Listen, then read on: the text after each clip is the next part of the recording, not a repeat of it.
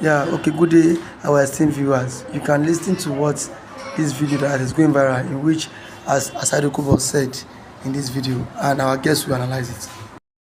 Everything. Biafra is dead forever. It will never come. As I fight you, my children will be more brutal to you than myself. Yes, good morning, good afternoon, and good evening, depending on wherever you are watching us from. It's another edition of Politics on the Streets.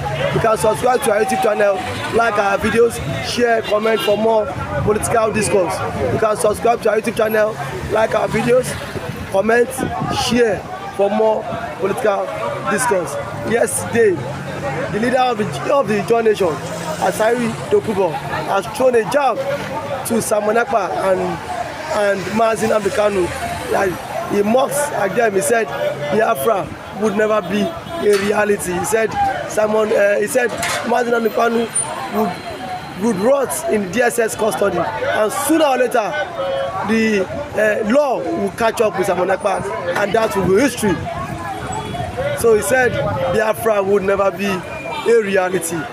How can you? If somebody like Nelson Mandela did not die in jail after 27 years of incarceration, not even by the blacks, but by people who are advanced in democracy, who are advanced in the principles of protecting human rights, to people who understand the level, of what human beings represent, could not be able to destroy the life and times of Nelson Mandela after 27 years. Then after 27 years, they came out and begged Nelson Madiba Mandela to become the president of South Africa, which I beg. See, it is time. We are like Shylock. The Biafra issue is like Shylock. It's not for commercial purposes. I think ASARI Dokubo should understand that the Biafra quest is not for commercial purposes, and it's not meant for people like him, who will understand that the time will come. Will become Shylock. If you look at Shakespeare, you saw what happened to Shylock was a Jewish money lender. It happens that Antonio was ran out of resources to move ahead in life, and Shylock was contacted to help him. At the end of the day, they couldn't pay, and at the point came that Shylock decided to take a pound of flesh from whoever that is owing him. So what I'm trying to bring out from what Shakespeare was trying to write about is that the likes of ASARI Dokubo, who are busy commercializing Biafra, for whatever gain you feel he can gain. At the right time, will come with a pound of flesh. We demand for a pound of flesh. If he refuses to pay for what is, we demand for it. But let him have it at the back of his dirty mind that the Biafran quest is beyond Nnamdi Kanu rotting in jail, is beyond Nnamdi Kanu speaking out against the people, the children of the oppressed. May 30 all over the world, the Biafrans all over the world is going to step out, and celebrate the heroes who kept the identity alive. It's not about ASARI Dokubo, it's just that he's busy commercializing his life, his children, his ambition, and of course commercializing his quest, for Biafra liberation. Remember, the same as ASARI Dokubo fought for a position among the Biafra positions, and he claimed that he want to be this, he want to be this. At the end of the day, we look, the searchlight, came upon him, and we look at his background, and we did a very thorough check, and we asked him, please, Nnamdi Kanu asked him, please, to step aside. Remember, it's not far from now. Go and check the history. When ASARI Dokubo was demanding for a position in Biafra, and today, the same ASARI Dokubo is telling you that, a certain people who have stepped out, in constant agitation for the children of the oppressed. But he's saying today that they are going to, that tells you how myopic he is, That is a word. Biafra is not for commercial purposes. Biafra is about destiny. Biafra is about divinity. Biafra is about prosperity. Biafra is about blackhood. Biafra is a black kingdom. Biafra is about existence. Biafra itself is religion. So it has come to be May 30 of this month. All the whole Biafrans, are going to pay tribute on, of course, talking about the Odumegwu, the Ikemba one of Nnewi, who is being celebrated all over the world. Looking at what is going to happen on May 30, it has not gotten to the eyes. You see, the Bible said that, the eyes have not seen what the Lord God has prepared for his people. So what ASARI DOKUBO is saying from his myopic view, is just about commercialization. How he is going to take Kobo.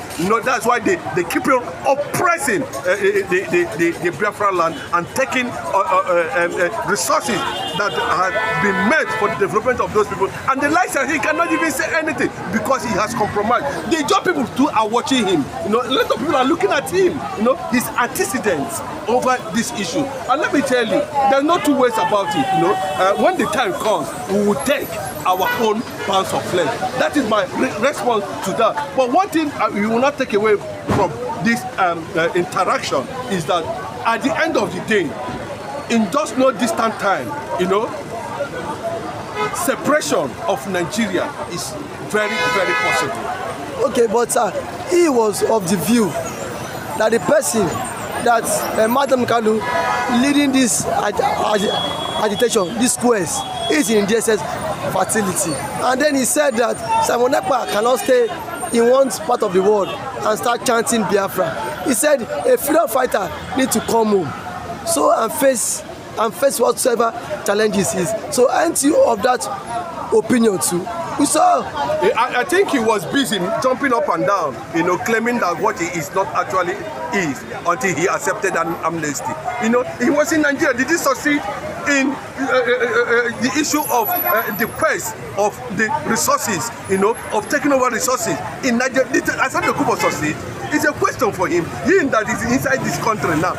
What did he do? He has compromised. He has taken bribe. He has been taken to the gutters by the system that be, and that is why he has continued to compromise. He has taken the forbidden fruit called Nigeria, and look at what that has brought to his own mentality. As I'm talking to you now, the mentality of ASARI DOKUBO now, need to be properly checked, and people are no longer taking him serious because they have seen that the angle he's coming from, is about commercialization of Biafra.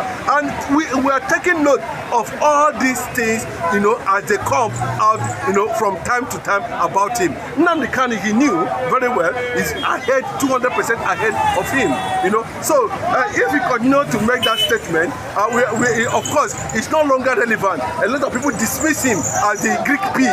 That's what they call him. They call him Greek pig. You know what pig is? No matter how you clean him, he will still run to dirty. And that is how the Nigerian virus has, developed and enveloped him mentally. So what we are talking about at this point in time is that the quest for agitation is not about a job, it's not about resources, it's not about any tribe.